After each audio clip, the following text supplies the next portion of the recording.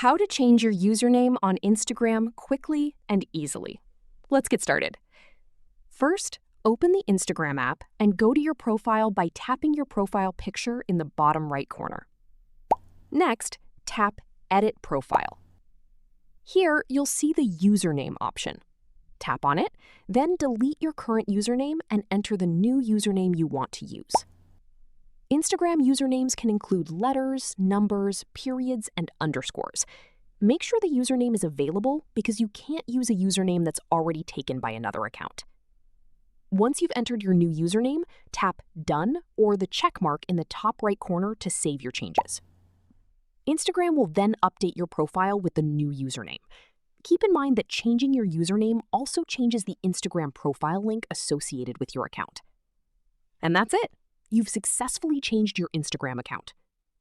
If this tutorial helped you, don't forget to like, subscribe, and turn on notifications for more Instagram tips and easy how-to guides. Thanks for watching, and I'll see you in the next video.